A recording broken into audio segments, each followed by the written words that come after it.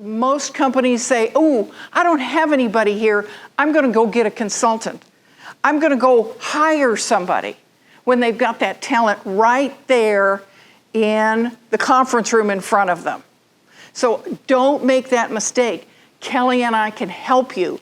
And Kelly is a great example of exactly what I'm talking about. I can close my eyes today and tell you exactly where I was standing when I had that aha moment of, they simply don't know what I'm capable of doing. And it's not their fault. It's really mine, because I have been keeping my goals, my aspirations, my plans for my future to myself, thinking, I don't really care. But the fact of the matter is they need to care. As an organization, you have to make sure that you know what your employees are capable of doing, their aspirations. With Gail and Kelly, you get double the wisdom, double the enthusiasm, and double the insights. Their books and experiences give you an unforgettable presentation. It's important that our attendees, our students, have takeaways when they leave our workshop. That's intentional. But I was now re-energized to be part of an organization and energized to add my ideas in new and creative and compelling ways. I was learning new things, but I was also bringing more value to my organization. And the other side that's really great about that is I actually got paid more money for doing it.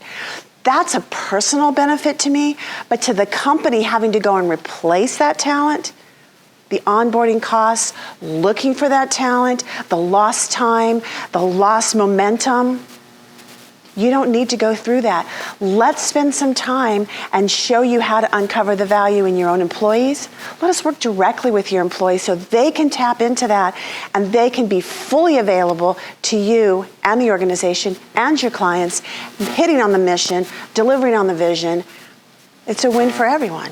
Kelly, you're absolutely right, and it's the reason that Kelly and I wrote our second book called 1-2 Tag, or personalities that can affect your career. And those personalities typically are within your own organization. Okay?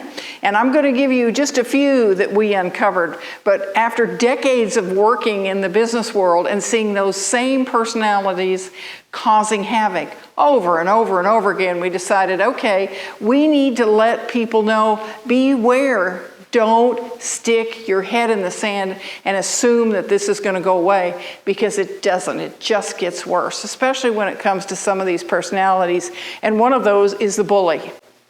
Very dangerous personality. And I'll give you an example. I had a colleague.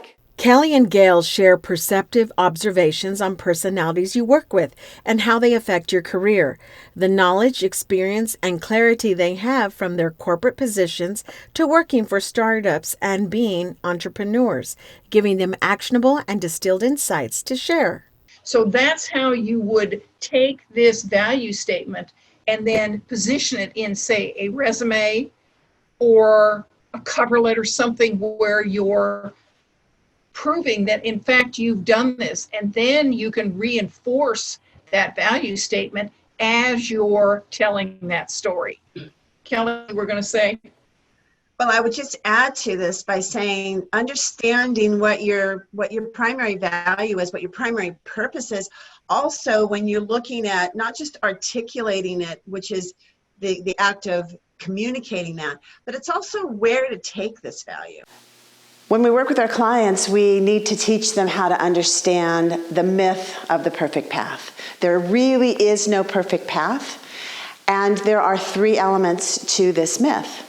The first is you need to accept and acknowledge that disruptions and change are really a part of life, and none of us can stop them, that we should look at them as more like coming attractions instead of problems that we should fear and reject. The second is learn how to see disruptions as opportunities. When you learn to see disruptions as opportunities, you begin to look very clearly at what can you do when these kinds of things happen.